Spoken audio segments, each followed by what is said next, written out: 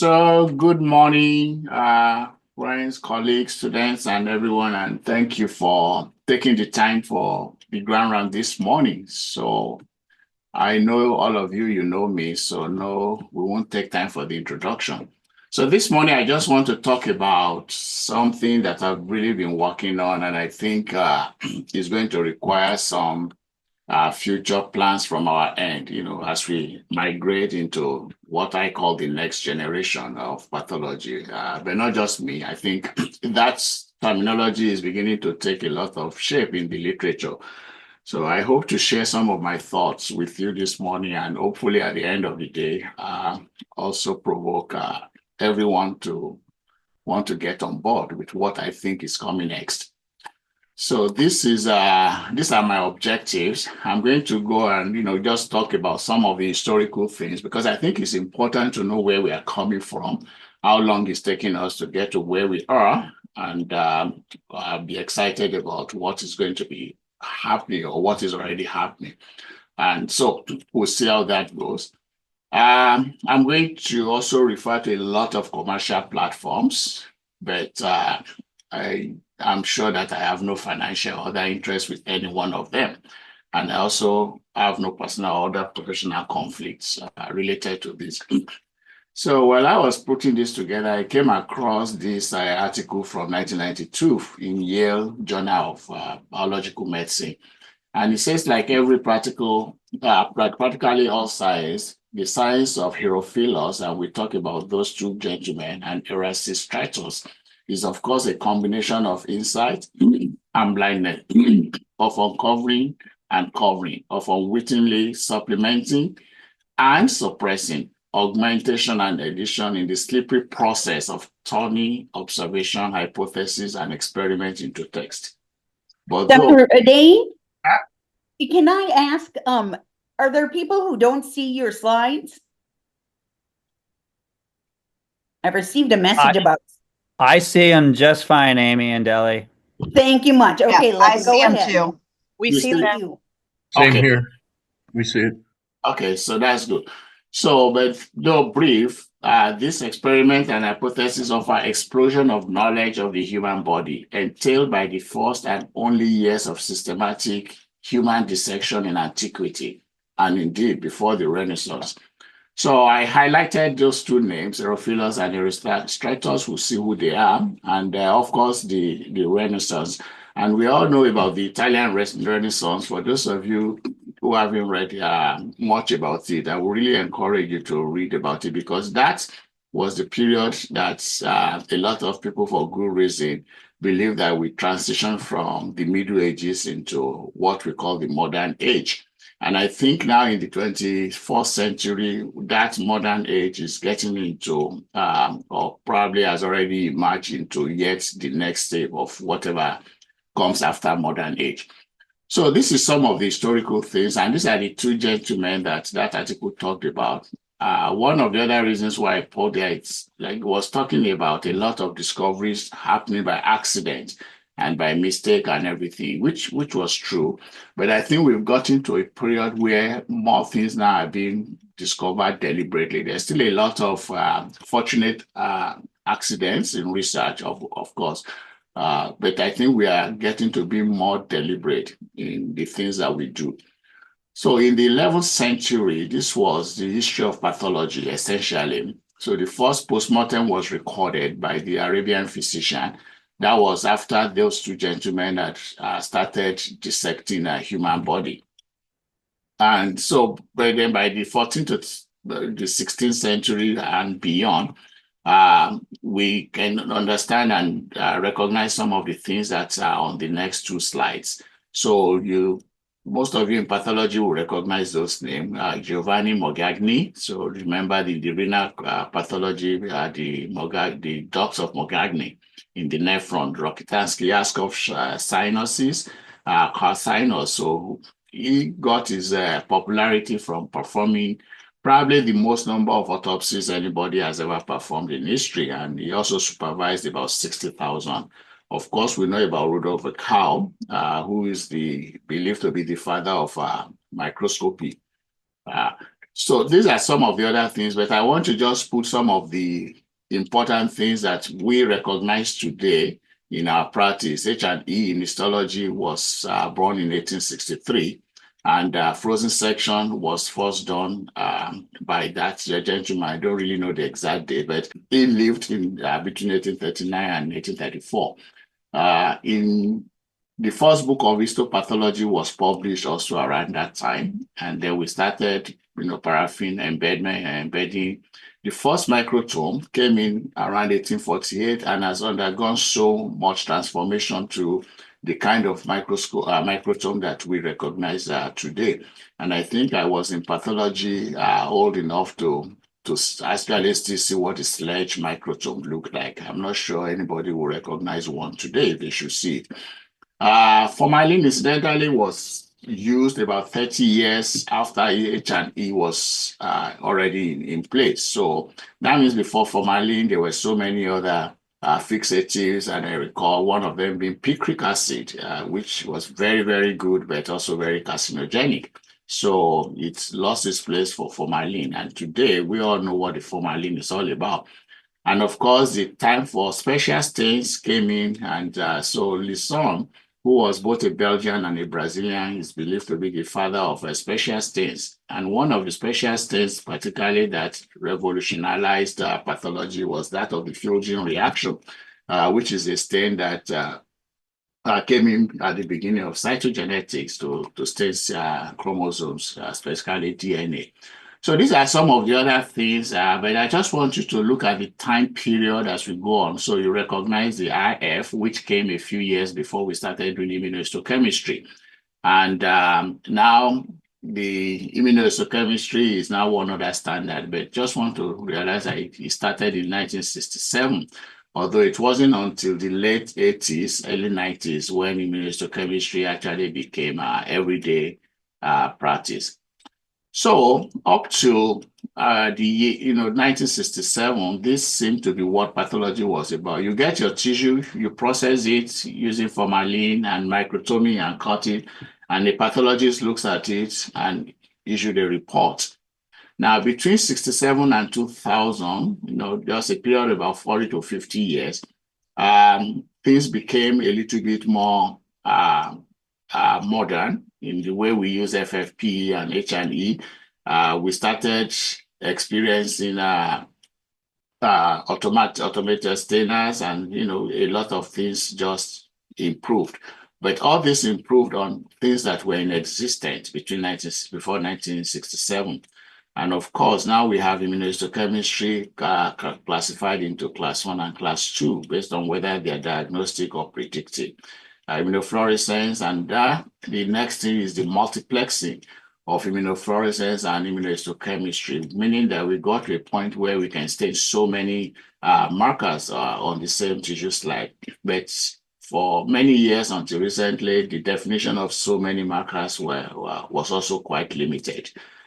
And so after between the 2000s and now, which will be the last 15 years, other things started joining. So we had the slide imaging, and there's a lot of the omics, which I'm going to cover today. So these were some of the things between that 67 and now, again, that we can recognize. And I'm just going to emphasize the PCR, which caused Kerry Mullis to win the Nobel Prize that she shared in 1990 or so. So the multiplex PCR was also described, and that gave way to the DNA array, where our NGS now, came in. So the DNA method started in the 90s, and some of us will still remember the age of, say, Stanger's sequencing, which was a huge breakthrough then until it was not. And so now we talk about the next era, next generation sequencing. We started being, again, very astronomically expensive, and now it's still a lot of money, but not anywhere close to what it was when it started. So for the first time, tissue diagnosis became separated from the traditional pathology, and so we ended up with something like this. And for some of you in the audience, you probably remember the story around in the late 80s and early 90s, where for a while, it actually looked like molecular pathology was not going to be a part of pathology. So thankfully for a fight and interest with CAP and a lot of other pathologists, a new pathologist or specialty was born. And so molecular pathology remains, I think it should, part of the specialty of pathology.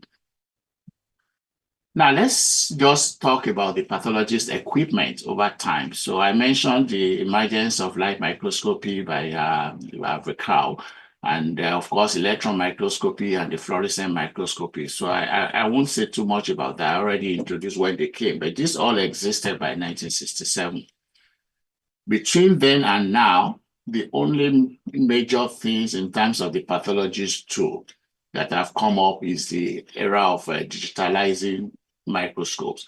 And so when this started in 1990, the cost was so much that, a clinical laboratory was really not, where anybody wanted to talk about that. So it would take about 24 hours to scan a single slide, when at the onset. But now we've gotten to a point where we have, scanners that can digitize at 40x and scan more than 450 slides in 1 hour. And these are quite high resolution images that replicate, and some people will say even better than the glass slides. So the era of virtual microscopy came in. And this were pathologists' response, right? For the most part, it's like, get out of here. Just count me out. I'm not really interested. Some were, okay, whatever. And only a small minority were like excited and say, yeah, bring it on. Okay, so outside of pathology, now there were other things. So I'll go back to the pathologists too, but I just want to show how both the technology and the tools are quite important, and just have to move forward with both. So we started looking about cell-free DNA, and now we're talking about liquid biopsy. And so I'm going to touch briefly on some of these other tools, most of which emerge outside of pathology, but now some of them are making it back into the specialty. And the future is one of those things that I think I can create what I think the future might look like, and how do we prepare. And of course, we'll go back to the tools towards the end of my talk. So cell-free DNA, I don't want to pretend to be an expert here, but there's enough that we all know about cell-free DNA. Pretty much it's been able to identify diagnostic genetic material in circulation. And some people have also utilized it, like in renal transplant, for example, try to use it from the urine to determine whether there's a infection or rejection using different transcripts. So these are the three broad areas where in clinical practice, cell-free DNA are making, probably advanced in terms of utility than the other. So oncology, of course, and prenatal testing, and now in transplant rejection. So what does the cell-free liquid biopsy does? So it does it takes the fragmentation of DNA that you can see in the periphery, and especially when you are dealing with oncology, which is what this paper is showing. You look for CUP to diagnose CUP as carcinoma of unknown primary diagnosis from that. So they were able to identify what they believe were new antigens and new nuclear materials that were unique to the tumor. And that means you probably had to have the tumor sampled before to be able to define what was unique about the tumor. But you will find that it was easy to be, it's a minimally invasive diagnostic test, and they were able to even diagnose the source of tumor. And again, that's something that we can talk about utilities. And of course, the next one is the use of cell therapies. And I'm rushing now, sorry, because I really want to get to some of the other things that I want to talk about. So the cell therapies with us, so the hematologists, of course, they've been working with CAR T cells in treatment of different hematologic malignancies. which is slightly different from the TIL, which some of us in anatomic pathology are probably more familiar with. So the tumor infiltrating lymphocytes has really been around for a while. And what happens is that, they get the tumor out and then they harvest the lymphocytes that are believed to be immunoreactive against new tumor antigens. And these are expanded ex vivo, usually not by pathologists, but the tissue sometimes pass through some pathologists, and then this expanded T lymphocytes are brought back, and then they are transfused into the patient. And so these are some of the papers, and I just try to put across the last 20 years, that for some of you are interested, just for you to understand the development of this and how today we are looking at tumor-infiltrating lymphocytes. So this is an example of a treatment with tumor-infiltrating lymphocytes in advanced melanoma. And I'm showing a patient that has stage 4 melanoma. This is the baseline, and you can see from the PET scan, all the tumor nodules all over the body. And by week 16, after so these are patients that already failed all the standard care. And so now with the stain of TIL transfer, you can see the difference between the pre and the post. The tumors pretty much melted. And the patients, at least as at the time of this publication, continue to do well.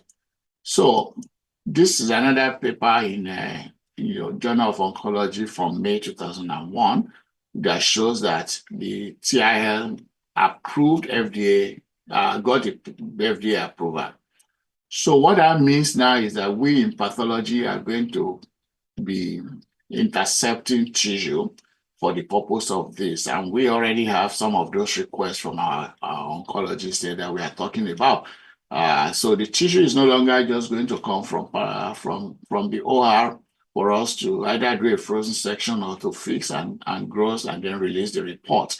There's going to be something that comes before then.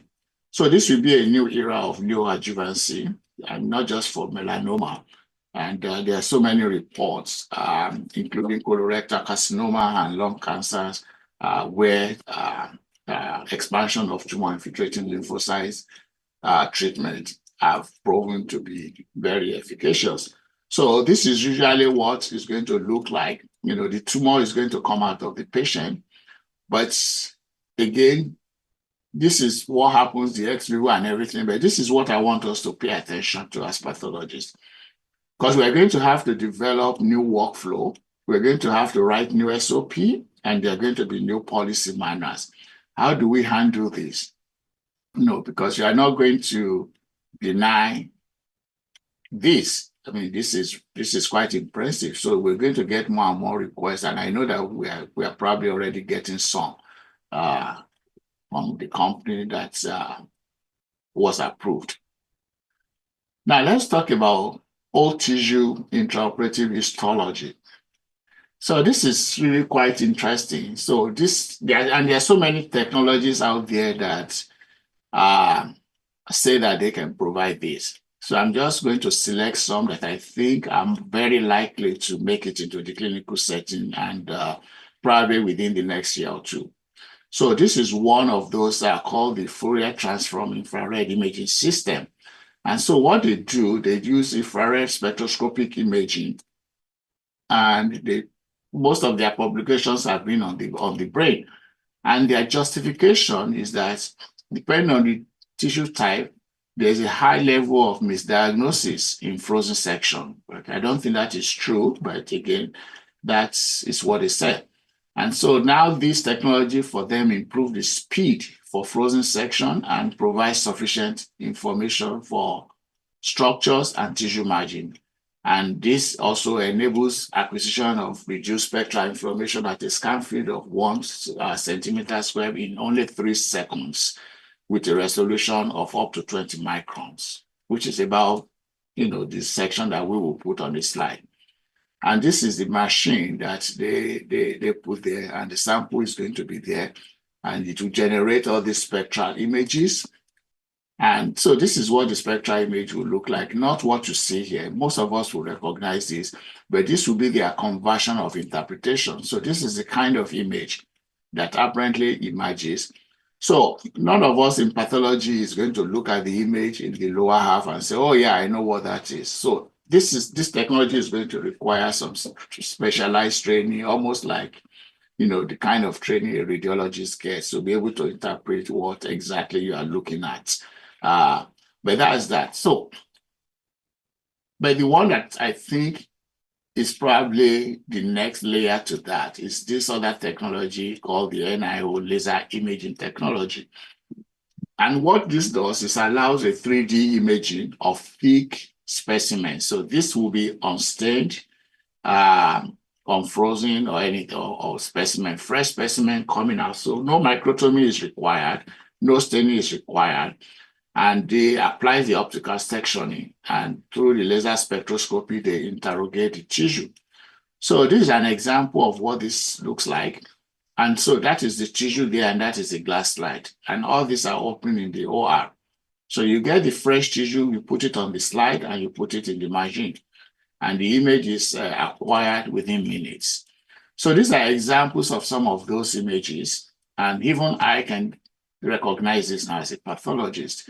So the first one here is a glioma, astrocytoma. And then here you see metastatic carcinoma. And you could see the walls of meningioma on that side. And of course, there's a squamous cell carcinoma metastatic to the brain. So these were images that were converted. So the spectra, the laser imaging is going to generate, the pictures, and then through their manipulation, they can transform those images to replicate the H&E. So there's really no stain involved to make this. The other advantage is that they can change the color. So if you want this to be IF, they can change it to look like what you would expect under IF microscope. And then there's actually more. And I was only aware of the next two technologies over the weekend when I was in Las Vegas for the CAP. So there's a Muse microscopy, which provides slide-free rapid digital image. And again, there's no time to go into all the details, but the key thing is that, again, these are all fresh tissue, unstained, and this is what the machine looks like. And so what they do is that they put the image on the slide, put it in the machine, it focuses it, and it generates this kind of laser images, which can now be converted, to whatever color selection you have. But you can now change those colors to replicate your H&E, and so they call this is processed image. And you can move it around, and this is not really far from what I will see on the frozen section in an image. So so I'll come back to that. There's yet another technology, which is the Pictor Labs. Now, this one, actually, before I move from there, so this Muse, the smart part, Muse pathology, from what the vendors were talking about, and I saw some demo when I was there. This has already been submitted for FDA approval.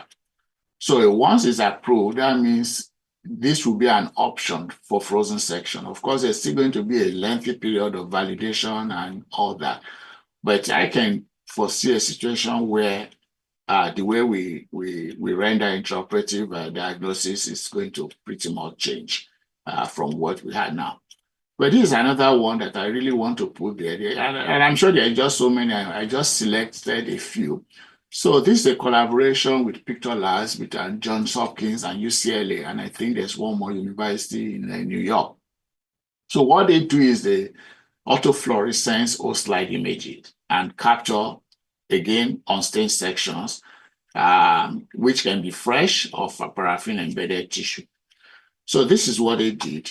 So on top is what the normal H&E stain would look like. So they use this to train their the system with the autofluorescence image, and they converted the images, using the H&E to train the AI network, what each one of those fluorescence means. And my understanding is that there's a little bit of mass spectrometry here as well, because each one of the molecules or each one of the cells here have different characteristics that the computer recognizes and then feeds it back to say, okay, those characteristics, what do they look like on the H&E? And so over time, they did the slides, what they call the slide transfer network, and they were able to replicate the H&E just by defining each one of the components that was scanned. So when you do that, this is what the result is. So again, on the left panel here will be the H&E, and this will be the converted image after the autofluorescence characteristics that they got. And it's quite amazing that you look at both the panels, and it's very difficult to know which one is real H&E and which one is from the spectroscopy. But this doesn't end there. So you can use that with formalin fix and frozen section. But this is the one that really caught my attention, that you can actually use it not just to generate H&E like pictures, but to also do immunohistochemistry without applying a single antibody to the tissue.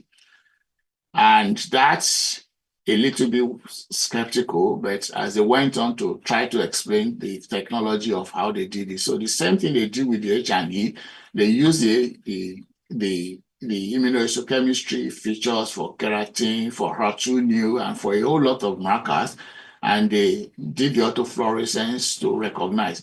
So I asked them, I said, so how will you know whether I'm looking at Ki67 or ER? Both of them having nuclear stain. So, and the response is that, yeah, the system recognizes that even though they are autofluorescence, but the molecules have different fluorescent characteristics, that when they get all the things together, I can tell you that this is the ER molecule that is being expressed in the nucleus. And they can also look at it for HER2 and whatever molecule that you choose to stain. And so not just immunohistochemistry, they also use the same thing for special stains. So the picture here that you are seeing on top is the H&E, and the one below, I think is the top is the virtual stains, and the below are the real stains for the H&E and trichrome and then keratin. It gets better. You can actually multiplex. So using the same fresh unstained tissue, you can actually generate different kinds of staining from special stains and to immunohistochemistry. So this is an amazing technology, and I think there are probably still a lot of questions about it, but when technologies come in and they start getting FDA attention, the only thing that will happen is that it gets better. Good things. So I'm going to mention this briefly. So this is something that is supposed to be an adjunct to diagnosis of Barrett, for example. And so this happens in the endoscopy suite, where the endoscopist actually brushes before he takes a Barrett biopsy. And the whole idea of this is that they will use a three-dimensional analysis, sent it to that company, and they will generate some data about whether there's a Barrett there or not. So it uses an abrasive brush, and it samples the area of apparent mucosa and generates, the algorithm. Again, there's a lot of AI in the background that is being done just by the company that started this. Now, but this comes back to the pathologist at the end of the day. So this is not like it's supposed to be a standalone thing. So at the same time the brush is being taken, there's also a biopsy that is stained like we normally stain for Barrett's, and it comes back to the pathologist strains in Waldy to overlay the WATS 3D on the cell block. And of course, this is one of the publications from that. But then what they show is that the addition of WATS 3D, let me go back to patients' Okay, let me just read it because I think I summarized. Okay, so what they did was they looked at 1,317 patients, and 19.3 of them fulfilled the endoscopic criteria for Barrett's esophagus, and only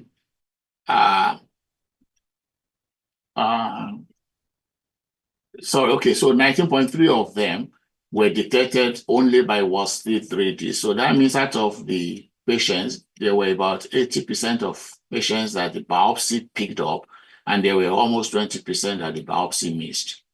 And of the 240 with Barrett's dysplasia, 44.6% of them were discovered only on WASD, and they were missed on the biopsy. So this is quite significant because the reason why we do biopsy for Barrett's is to look for dysplasia. So if it is true that we are missing up to 40% or 45% of Barrett's, definitely, this will be an improvement on that.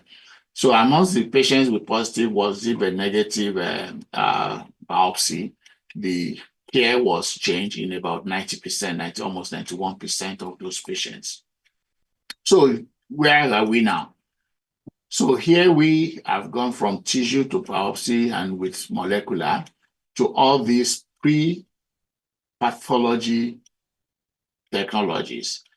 So we always have the high resolution imaging, the CT scan and MRI. So that has been with us.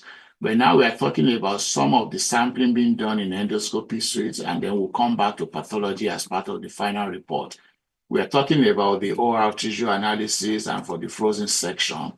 And of course, in the unstained tissue, that will be part of the processing from the OR before it comes back to final.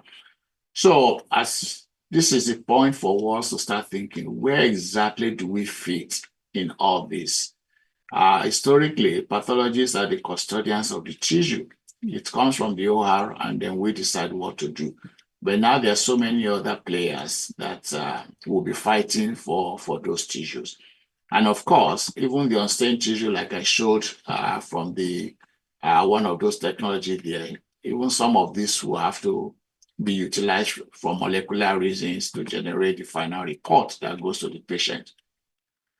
Okay, now moving on to some of the other things that are mostly research, right point. The single-cell RNA sequencing has been a leader in a lot of discoveries in the recent times. So again, I don't want to go into details about what single-cell RNA sequencing is, but the basic thing is that it's has the advantage that on a tissue you can look at, you can access millions of cells, and it allows the comparison of transcriptomes of individual cells. So I can look at lymphocytes in my study and say, oh, okay, these are lymphocytes, but then be able to determine that the spectrum of lymphocytes there are not just of one type. So we now know that there are so many types of macrophages within the liver. So this is an example of what single-cell RNA technology was used. And this is one of the studies that we did right here at the university. So we know that when patients have bariatric surgery, their steatohepatitis will improve. So this is one of those pictures. So on the mouse model, you do sleeve gastrectomy. The obese mice lost their steatosis and everything looks better. And we always thought that it's because they lost weight and everything. But now using the single-cell RNA technology, we're able to see that there's a lot of difference, before and after. And so what we did was we look at patients with, so these are the mice with sleeve gastrectomy. And we look at patients with sham and patients that also have sleeve gastrectomy. So we looked at the patients that were not touched. We looked at patients that had sham feeding, and then we looked for another patients that had a different kind of feed. And then one of those mouse models also had a sleeve gastrectomy. And when you look at their histology, there's much less steatosis after gastrectomy.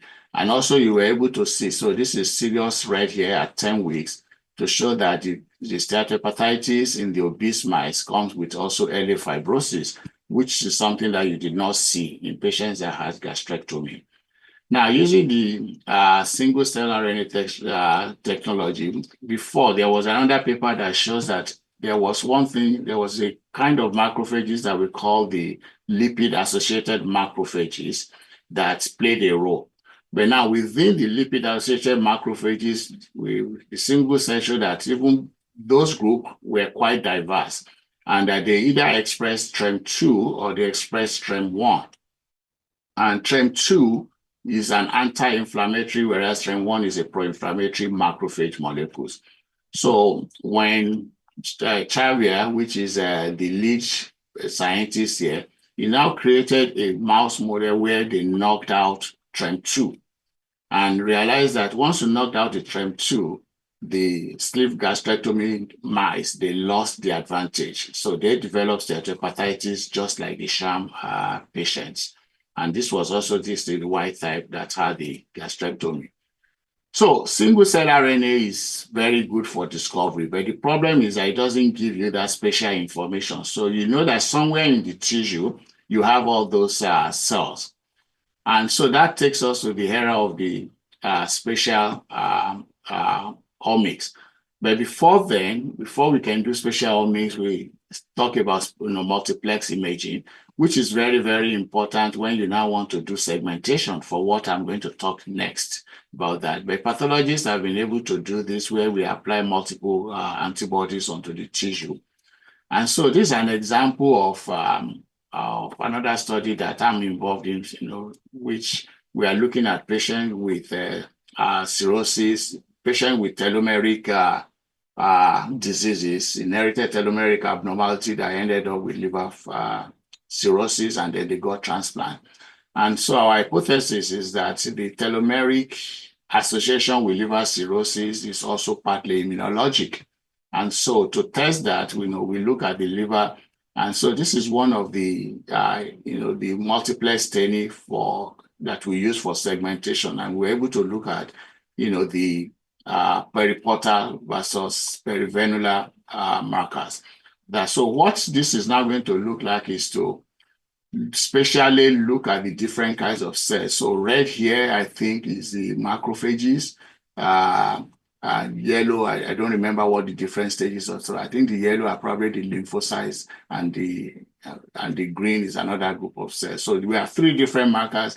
And so spatially, we are able to look at all those markers to find out what are the diversity and what is the distribution, not just in the periportal area, but also in the perivenular and in the mid-zonal areas. So spatial omics is coming. So we have the spatial transcriptomics, we have the spatial proteomics and metabolomics and everything. So I think this is going to get into clinical era in a short while. Actually, I shouldn't say the short while because it's already there. So I'm going to show a good example in oncology. So this is a recent paper that was published. It was a review. And I'm sure this is from here. This is a picture from here. And so here you see HER2 in a patient with metastatic breast cancer. And you can look at how diverse this is. So in an area, it looks like there's a stronger staining. In another area, it looks like there's nothing. And there's another one that is neither here nor there. And so if you look at this, you probably score them maybe 0, maybe 2+, and maybe 1+. And again, so this is how diverse the staining is on the histology. So, but when you do spatial omics, which people are now doing, they were able to now not just look at. So if I were to send this to fish, and I'm calling this 2+, then I'm going to circle just that area.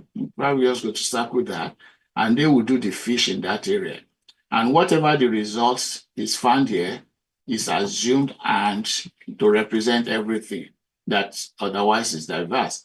So now what is going on now is that with spatial genomics and proteomics, we can actually look at all those proteins, the HER2 protein, and we can also do molecular things, not just to look at one area, but to see the heterogeneity of the whole tumor. And so while most of the time we concentrate on the tumor, some of the studies is also showing from the spatial genomics that it's not just the cells, the tumor cells that are important here, that a lot of things might be dependent on the stroma. So this is one study that was published earlier this month, and it showed they put two groups of patients with breast cancer, and they divided them into oncotype high risk and oncotype non-high risk, and they did the spatial profiling with a lot of bioinformatic analysis, and we'll talk about bioinformatics in a second, and for spatial transcriptomics. The summary of their finding is that the difference between these two groups was actually not in the tumor cells, but in the surrounding stroma. And so they found out that the genes in the stroma around the tumor cells had upregulation or pathways that were associated with cell-mediated immunity and interferon signaling. So this is quite important, because now for the first time, we're able to study the microenvironment in relation to all the other markers. So within this same tissue, you can now look at all the subdivisions of those stromal cells. Are they surrounding HER2 positive areas? Are they surrounding the HER2 negative areas? And there's a whole lot of story that you can tell just from looking at some of this data. So this provides novel insights into the tumor microenvironment that we see. So how this will ultimately help patients with cancer is something that I think every day you open the PubMed, there's always a paper around this same topic. But this is where I want to call our attention to. So who is doing this and who will be doing this in the future? And what platforms, what standardization is going to be required? We know that it's still going to begin with the tissue, just like it does right now. We know that it's still going to end with treatment decision, which is where we've always done. But there's a whole lot of things now in between. And so we have the current molecular pathology model where we still use the NGS and we still use the cytogenetics thing for the fish. And if you're going to do spatial omics, there's going to be a need for segmentation at some point to determine what is the cell population you want to look at and how to recognize them, which is still going to be in the purview of pathologists for the most part. So where does that take us? So now we have all this. Again, remember where we started from, just tissue diagnosis. It's getting complex with some of this before, and now we are getting the spatial omics coming into that. Okay, so let's go back to the tools again. Now, the tools that we have been using has been the microscope as pathologists. But we know, all of us in this room, we know the role of digital pathology in the last 10 years. And this has really improved. We have better resolution of monitors, we have better scanners. And on the back of all these digital imaging things, we have artificial intelligence has been gaining a lot of grants. So this is what some of the things that we have used digital pathology for in pathology. I can just share with you. So currently we do our frozen section. In daytime, we cover the CSC and the West Bank 100% with digital pathology, and off hours, the pathologist coverage is 100%. So that's already changed the way we practice over the years. We also use it for primary diagnosis right now. So all our rush biopsies are scanned. The special stains for medical renal and liver biopsies are all scanned. And we scan all our ancillary testing for immunohistochemistry and so on. And also for research, we've been able to utilize it in a very good way. And I think the one way to illustrate this is just to share my own personal experience. So these are papers in the last 5 years that were done in collaboration with other researchers, many of whom I've never met, and I don't know what they look like, but everything is just done digitally. And these are all within the University of Minnesota collaborators. But look at national and international collaborators. So these are 10 papers in the last 5 years that would not have been written, or at least I probably would not have had the involvement without the access to digital pathology where I can collaborate remotely. So there's no doubt that it has changed what we do and how we do it for the better.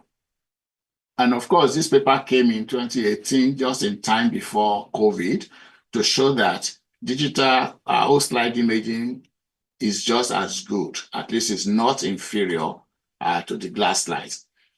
So this is a list of some of the scanners now that are in place, but I want to call your attention to the last column, that more and more of them are gaining FDA approval. So again, there's an acknowledgement that these are going to be an integral part of clinical work that we do. And again, the CAP now has also created a diagnostic CPT codes. And I don't think we've been using this a lot here, but again, this is something to call our attention. So this is just a snapshot. There are probably about 2 or 3 more pages of CPT code related with whole slide imaging in anatomic pathology. So on the back of the digital pathology now is the artificial intelligence, which is intelligence that is artificial and is pretending to be human. Now, if you do a Google search now, you're going to find out the very first result is a summary by AI. And then you start scrolling down, you can see the sources. But you can just read the first finding on your Google search and you get pretty much most of the information that you want from that. So in pathology, there has been advancements in cutting-edge computer vision algorithms, and the goal is to move from fully supervised learning to unsupervised learning, or at least weakly supervised learning. Now, this comes with novel legal and ethical concerns for sure, and the FDA has now designated these systems as a Class 3 medical devices, which is the highest risk category. And we know of the LDT now that CAP is challenging, falls into that. So in terms of artificial intelligence, again, I just want to point our attention to it that a lot of those have been so well tested enough to obtain FDA approval to be used in diagnosis. So we have the Philips and we have the Sectra. So some of these, almost all of them have their own scanner and then they go into the AI world as well. This is a company that we are currently interacting with, which is Indica, and it's also, I believe, that the Halo technology has also been FDA approved to be used in clinical care. So there's no AI without digital pathology. So going back to the whole slide imaging, and I think we are now at a point where we are moving from, I don't want anything to do with it, to getting more excitement from pathologists in the area of digital pathology. Okay, so these are just some examples of actual use of artificial intelligence. So this is for Page, which received the first ever FDA approval in hair technology, and they were able to use their AI to actually improve the Gleason's grading for prostate cancer. And so these are their precision and sensitivity out there. This is Indica, which I think also received its FDA approval shortly. So again, this is just an example to call our attention to the fact that all these things are right here. They are not things for the future. They're already knocking on our doors. And whether we like it or not, it's going to change the way pathologists practice. So the 3 main applications for AI is one, to establish diagnosis. Also, it's being used to calculate outcome and also to predict treatment response in different ways. And for those of you that want to read further, I put some papers there, and you can just look at all these papers were just in the last 2 years published. So again, that's just citing another paper that talked about the importance of the digital pathology and the artificial intelligence and how it has improved care and treatment. So let's see where we are at now with that. So we have this complex environment and everything. It's very clear that these two, as much as we love it, is no longer going to be sufficient to interact in the new environment And I mean, we can argue and say that, oh, this is going to take a while. But I think what I've shown is that pretty much every technology there is already getting to the point of FDA approval. So that means it's already being used, maybe not by everybody, but it's already being used somehow.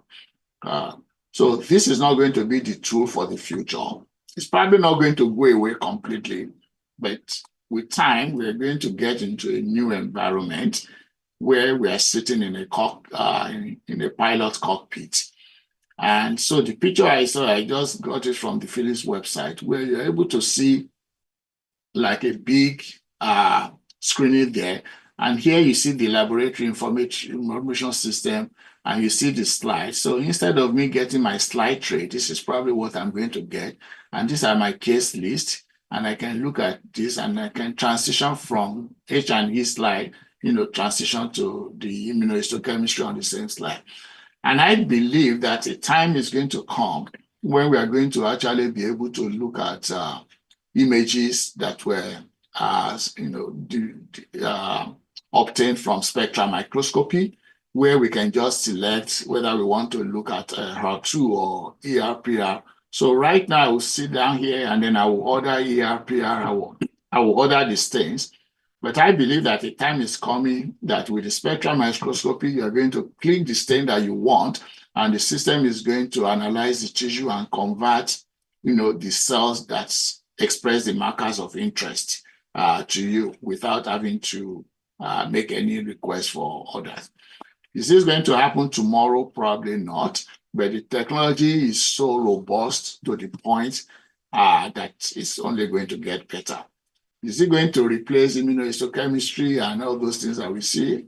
Probably not immediately, but I don't think it's far-fetched to think that it's going to happen. Are we going to get away from the point where we still need processors to stain and do what we do today and get slides back? Maybe, maybe not, but with the kind of technology that we have in place now, I don't think it's a science fiction to think that a time is coming where the tissue is going to go right from the body and is going to go into a machine and you generate all sorts of images and do your virtual staining and be able to generate results within a short while. So in closing, the workspace, the tools, the standards, and the demands have changed, and it will continue to change. Digitalization of tissue-based diagnosis within pathology and the molecular spectrum will expand. Microscopes, as much as we love it, will increasingly be insufficient to meet our demands. And of course, we have the spatial assessments of genetic landscape of tumors. This will eventually enter the clinical realm, and I think very soon. And tissue diagnosis without processing, that is ability to get so much information from the wet tissue. Is this a threat or is it an opportunity? I think it's more of an opportunity than a threat to what we do. But there's always an elephant in the room, and that is the cost. And thanks to Mike, who shared this paper with me last night. So there is a very good paper now that actually specifically addresses the issue of cost when it comes to bringing in this technology. And I think I will refer you to that paper in Journal of Informatics, which was just recently published. But what it does is that it gives an online calculator that could be customizable to each practice for everyone to decide, what to do, how to do it, and what is going to cost, and whether it's worth it or not. But my own take on this is that cost is relative, to a lot of other things. So if you are going to be an academic environment, then you have to decide whether you are a leader in the field or whether you are a follower. And at some point, people are going to look at microscope and they're going to say, what is that? Where, did you get it in a museum? So we don't want to wait until we start being seen as museum antiquities. So how should we prepare ourselves? How should we prepare the future generations? Will there be new pathologists or specialties? And I think there may be. So just like I pointed out what happened to molecular pathology, and it became a specialty. We already have informatics as a subspecialty, but I think informatics is probably going to grow larger than it currently is, as it interacts with all those huge data that are generated spatially. Or would there be new subspecialties coming in? Maybe, maybe not. And as a lab director, we always have to start thinking ahead of time. What is FDA doing? What do I need to know? And what are my surgeons going to be requesting? And most importantly, even those specimens that go from the lab for something else, we're still going to have to develop new SOP to accommodate all those changes at the very minimum for that. So I'm going to end there by showing my grandson that when he was young, he came to my office and he looked at my microscope, and like grandpa, he took to the microscope. But then now he's older and he has gone digital. So he doesn't do much of microscopy anymore. So I'm going to stop there and I'm going to take questions. Thank you very much for your attention.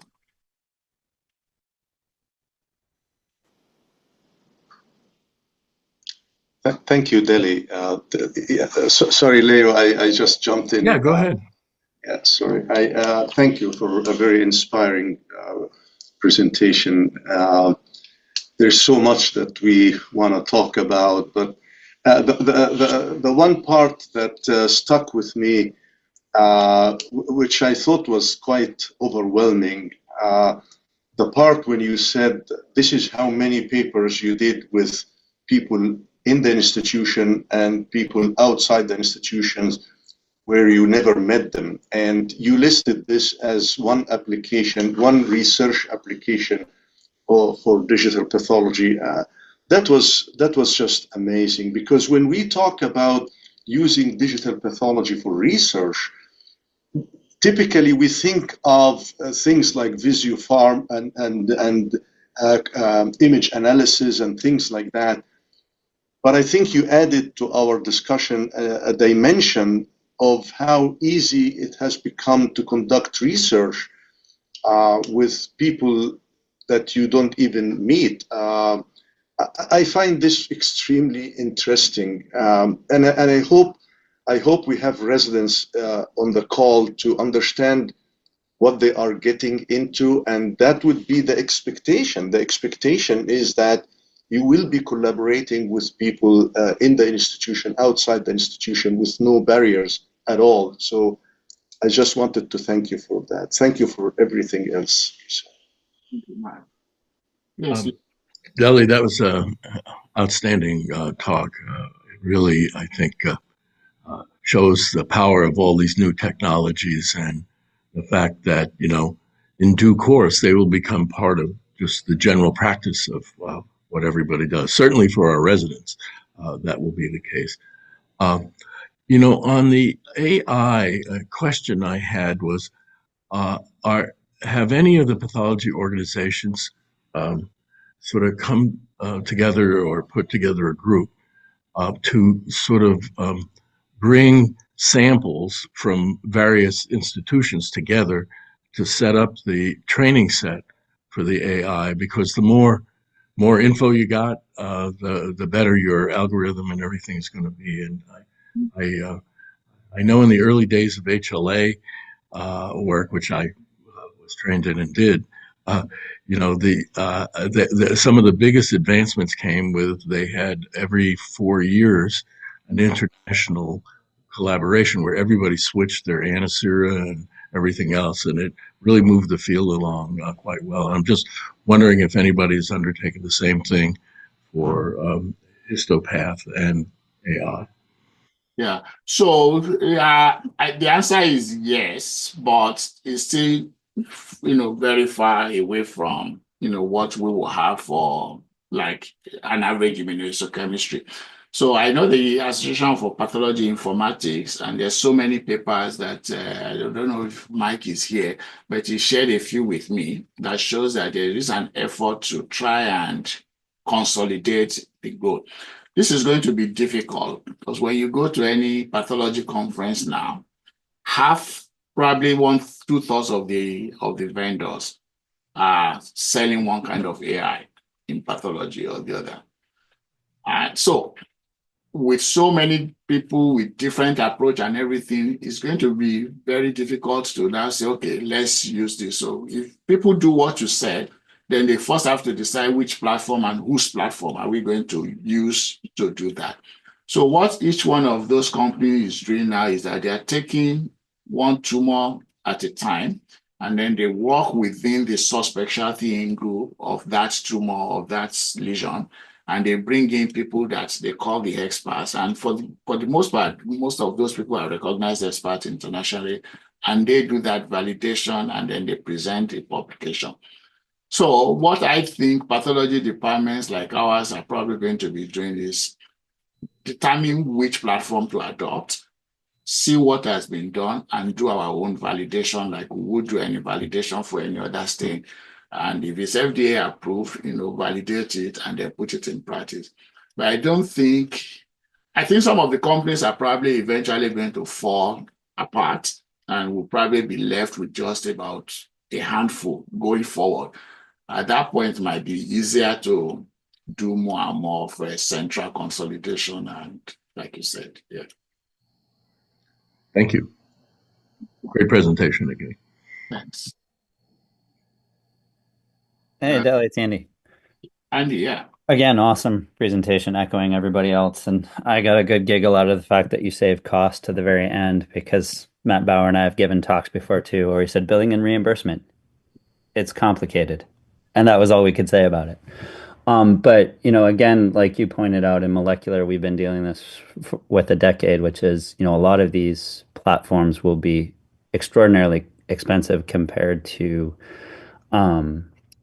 what we do now technically in anatomic pathology. What are your thoughts on whether billing and reimbursement, whether the CAP or other advocacy groups can actually push to get appropriate billing and reimbursement for these as we get more sophisticated? So, obviously there's data out there right now on digital pathology, whole slide imaging, and reimbursability around that. But again, when we add on, digital algorithms, other technologies to enhance diagnosis or make diagnosis more efficient, what's the landscape on that right now? Yeah. So, cost is always going to be an issue.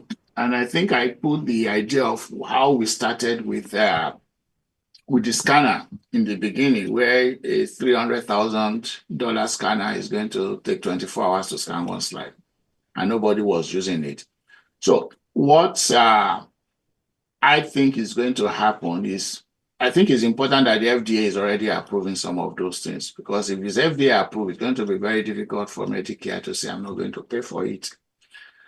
Now, whether Medicare and all the insurance are going to pay for the glass slides in addition to AI is going to be where the problem is. You're probably not going to get extra money from Medicare. We are probably going to get less, no matter what you do.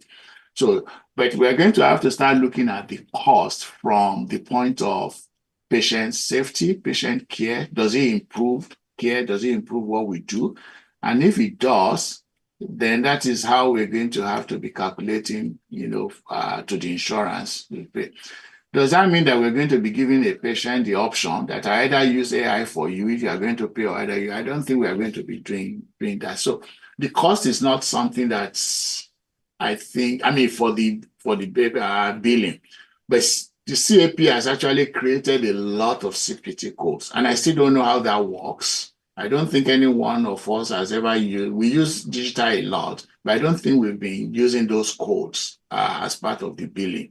If CAP created it, and I have to find out what other people's experience are. Are they getting reimbursed when they use that code? Probably yes, probably no, I don't know. But it's going to be something that I can tell you what I think now, but it's probably going to be wrong. Yeah. Okay, we're closing up for today. We do have AI. It's going to be a topic discussed at the upcoming Bell Symposium. And we have a Yale faculty member, a guest of Dr. Zhao's, who will present on November 6th on AI. So it's a hot topic.